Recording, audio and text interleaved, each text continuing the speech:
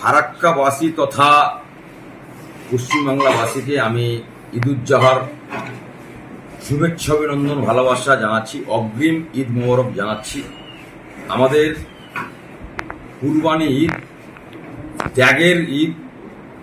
আমরা আমাদের পশ্চিমবাংলা, ফারাক্কা এবং গোটা ভারতবর্ষের মধ্যে সম্প্রীতি সম্পর্ক রেখে যেন আমরা ঈদুজ্জোহা পালন করতে পারি।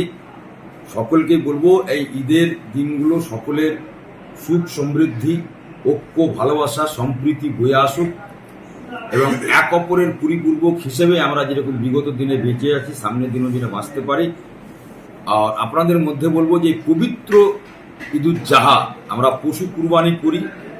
পশু কুরবানি করতে গিয়ে যাতে করে যখন আমরা জবাই করি, আমি সকলের কাছে আবেদন করব ওই জবাই করা অবস্থাতে কোনো রকমের ভিডিও ফুটেজ বা সোশ্যাল মিডিয়ায় যেন না ছাড়ে।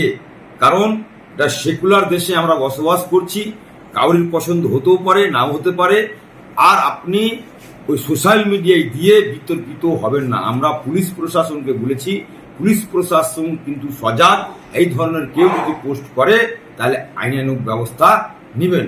এবং আবার বলছি, আমাদের ঈদুজ্জোহা সকলের জীবনে সুখ সমৃদ্ধি, ভালোবাসা, ঐক্য, সম্প্রীতি বয়ে আসুক এই কামনাই করব এবং সকলের মনোকামনা পূরণ হোক।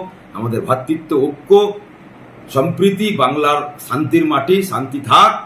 আমরা ধর্ম যার যা, রাষ্ট্র সবার, উৎসব মানে ধর্ম যার যার, উৎসব সবার, এই নীতিতে আমরা বিশ্বাস করে এক অপরের প্রতি বিশ্বাস ভরসা রেখে, যেমন হিন্দু পরিবার বলুন আর যেই বলুন, আমরা পশু কুরবানি করার পরে যার বাড়িতে কুরবানি হয় না তাকে দিই, গরিব দুঃখীদের দিই, আমাদের বন্ধু বান্ধব, আত্মীয় স্বজন, পাড়া প্রতিবেশী সকলকে নিয়ে আমাদের সুখে শান্তিতে এবং বলবো পরিবারের সঙ্গে ঈদের কটা দিন কাটাবেন। এবং যুবক ছেলেদের উদ্দেশ্যে বলবো বাইক যেন নিয়ন্ত্রণ করে, হেলমেট অবশ্যই পরে।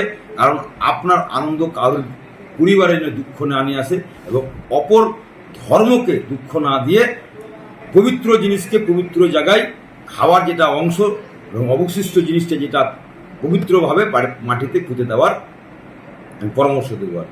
সকলে ভালো থাকবেন, সুস্থ থাকবেন।